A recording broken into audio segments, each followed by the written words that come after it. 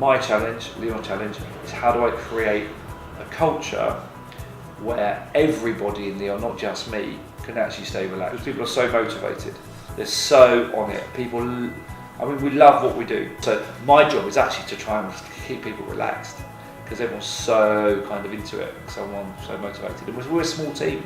You know, people meet people from London, they walk around this office and think, God, I thought you'd be much bigger than this. It's a very small team trying to do some good stuff. We're in Washington DC with one restaurant, and we've just agreed a second. And we will grow that at a steady rate. Then we're in Oslo, soon to be Stockholm, and Gran Canaria, weirdly, and Utrecht and Amsterdam, and we're likely to do Paris soon. It sounds a bit of a mad set of places to be. The reality is we've got an amazing partner in Norway, in Oslo and Stockholm, in Sweden, and they're called Umo, and they're just the most wonderful people. We have a great partner, another colleague as host, who is in Utrecht and Amsterdam. And then we have a third partner called Autogrill that are specialists in the airports. So that's why we went to Gran Canaria, because that was available as an opportunity. And we are subsequently going to other airports with them. So it's more driven by the relationships that we have, if that makes sense. And we also think about it very much as a city-by-city decision. Now, having said that, America's different. America is our own team, running our own restaurants, trying to get and start and embed a culture in America.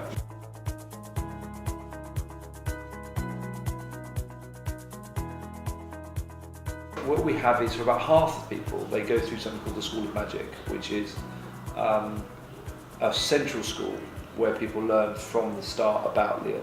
So the theory, the history, the food principles, about the farmers, the suppliers, what it takes to serve a customer. So what we've just done is we've just gone back to first principles and said, what is it we want people to feel, think, know, and know how to do, as in skills, by the end of the 4 weeks. And we're taking it apart again and saying, on all of those areas, what are the most important things? And I think how people feel when they're training is really important. And so one of the things I've done this morning, actually, is to put something in place where a trainee feeds back at the end of every one of their first 6 weeks to say, here's the training that I get, and for me to have visibility of that, and the trainer, in the nicest possible way, to know that the trainee is going to be scoring them and feeding back on them. I would say we're good as a result of everything that we've done. I would say we're imaginative with our training. We always think about how this can be, I know that gamification is a very hackneyed term after 3 years of people using it, but what sort of game can we make out of this? How can we get people to cut stuff out of magazines? How can we make it fluid? For me, one of the most important principles is there's enough freedom, there's enough discipline and freedom within training. So enough sort of discipline to say these are the red lines you can't go outside. But within that, we do give the trainers a lot of freedom in terms of improvisation to adapt the training to the individual or adapt the training to the group dynamic that they see. So there needs to be some creativity, otherwise it becomes a little bit stale.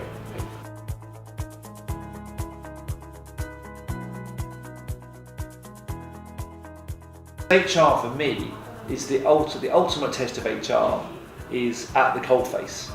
HR can't be developed in theory by an HR department. It's got to be lived through people's everyday experience and everyday management.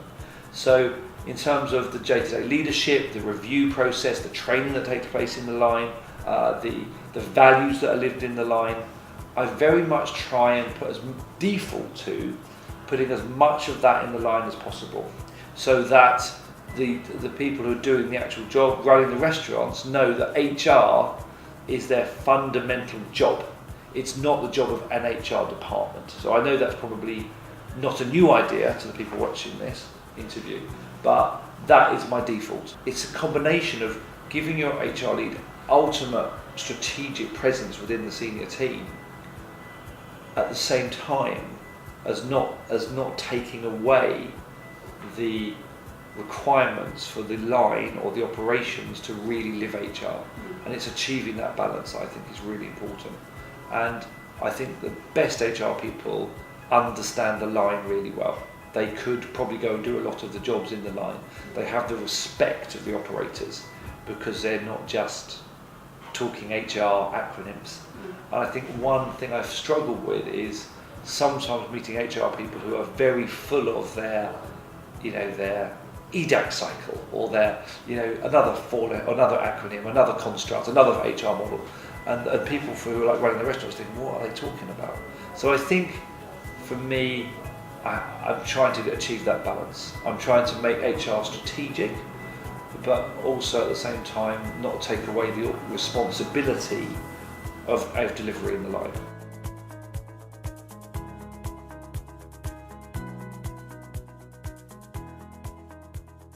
Sometimes any CEO is human, and I think that an HR person who is a good coach themselves, that can sit down and actually coach the CEO and start there, so that the CEO becomes comfortable with themselves, perhaps is prepared to know themselves, is prepared to work on themselves psychologically, is prepared to accept 360 feedback. I think that that's where it needs to start, so that the coaching relationship between the HR director and the CEO is intimate. Just start small and prove something and then get ready to scale it, as opposed to have this big top-down change program which where everyone is called into a conference and told as of Monday the culture is going to change, here's how. I've seen a lot of those fail because it takes more than a day's conference to change culture.